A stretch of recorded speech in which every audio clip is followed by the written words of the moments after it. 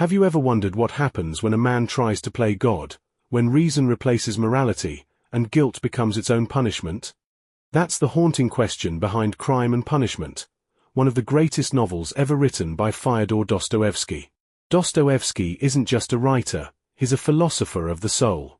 His works explore human psychology with surgical precision, faith and doubt, sin and redemption, freedom and responsibility. Many call him the first existentialist, because he looked deep into the human mind long before modern psychology existed. Among his masterpieces, Crime and Punishment stands apart, not for its mystery, but for the inner trial it stages. It's not just about crime against another person, but a crime against the human conscience itself. Part 1. The Crime. Crime and Punishment follows a sequence of moral descent and spiritual awakening. It tells the story of Rodion Raskolnikov, a brilliant but impoverished student trapped in St. Petersburg's choking poverty. He lives in a tiny garret so small he can't stand upright. He's hungry, sleepless, consumed by pride and humiliation. He's too proud to beg, too poor to live decently. He hides from his landlady, owes rent, and feels crushed by the world's indifference. Out of that desperation grows an idea that some people are born great, destined to rise above moral law. Napoleon, Caesar, geniuses who can commit crimes if it leads to progress. And so, Raskolnikov begins to test whether he might be one of them. He plans it meticulously, visits the old pawnbroker under the pretense of pawning a watch, counts the steps to her room, times the traffic on the street below, waits for her sister to leave so no one will interrupt. Then one sweltering afternoon, he goes through with it. His mind is clear, mechanical, detached. He strikes her with an axe, twice. It's over in seconds. But in Dostoevsky's world, murder is never clean. Her sister returns unexpectedly. Panicked, Raskolnikov kills again. 2 deaths, neither planned, both horrifying. The experiment is complete, yet immediately he feels the tremor of something greater than fear, the birth of guilt. He hides the loot under a rock, flees home, delirious and trembling. The world hasn't changed. Only he has. Part 2. The Philosophy of Guilt. After the murder, Dostoevsky turns the story inward. The real battle isn't with the police, it's with conscience itself. Raskolnikov believed that his act was justified, that he could stand above ordinary morality. But guilt, invisible and relentless, seeps into every corner of his being. He becomes paranoid, feverish, and consumed by self-loathing. The city itself seems to turn against him, the oppressive heat, the crowds, the noise. Dostoevsky uses St. Petersburg as a symbol of moral suffocation, a mirror of his inner chaos. This is where Dostoevsky's philosophy pierces the reader. Can reason ever silence the moral law written into the human heart? Can a theory about greater good ever absolve blood on one's hands?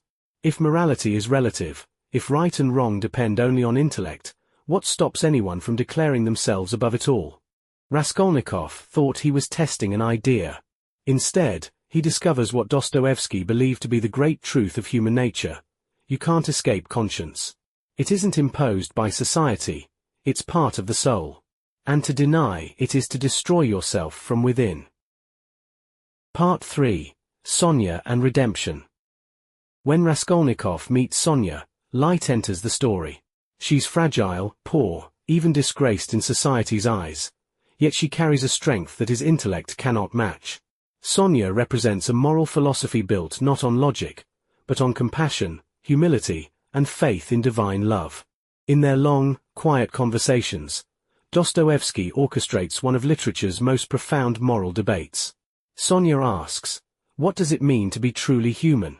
Raskolnikov argues that suffering is weakness, that greatness means transcending pity. But Sonya insists, to deny pity is to deny humanity itself. She teaches him that moral truth is not in clever reasoning but in love, the kind of love that forgives even the unforgivable. Through Sonya, Dostoevsky challenges every rationalist philosophy of his century. If morality can be reasoned away, what happens to compassion? If suffering has no value, what happens to redemption? If faith is merely illusion, Where do we find meaning in pain? Raskolnikov resists her message. He mocks her faith, calls her naive. But he keeps returning, drawn by something he can't name. Her calm acceptance of suffering disarms him. She doesn't preach justice, she embodies mercy. Dostoevsky suggests that true moral power lies not in dominance but in empathy.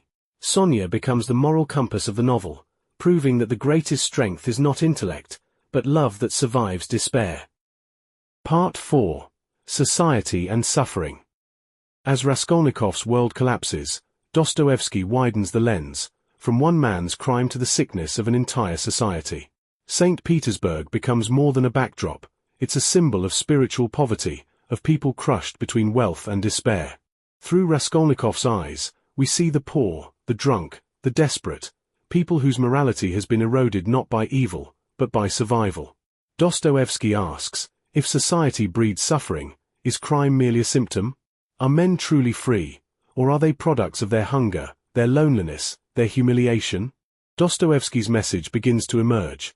Salvation does not come through ideas, but through suffering, through recognizing the shared pain that binds all human beings. To suffer consciously, he believed, is to become truly human. Part 5. Confession and Rebirth. At last, the weight becomes unbearable. Raskolnikov walks to the police station, each step both a descent and a rise. His confession is not dramatic, it's quiet, exhausted.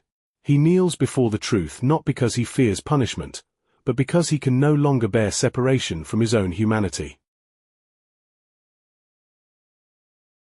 This is the moment Dostoevsky defines crime not as the act itself, but as the spiritual exile that follows. To sin is to step outside of human connection. To confess is to return. In that act of surrender, Raskolnikov finally understands what Sonya meant, that redemption is not in philosophy or rebellion, but in humility and love. He had tried to be extraordinary by denying moral law, but he becomes truly extraordinary only when he accepts it.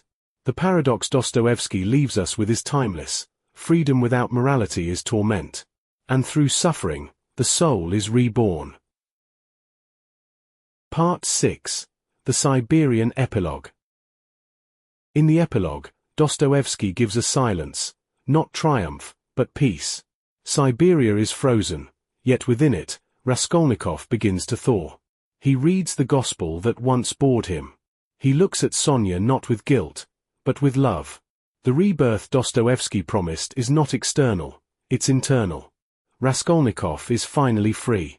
He has no theories left, only the understanding that goodness, quiet, enduring goodness, is the only path to meaning. And perhaps that is Dostoevsky's greatest message, that every soul, no matter how lost, can return to light. That redemption is not reserved for saints, but for anyone who dares to face the truth about themselves. Crime and punishment is not just a story about murder. It's a story about what it means to be human. If you enjoy diving into big ideas and timeless stories, don't forget to like this video and subscribe to the Mini Philosopher for more journeys into the human mind.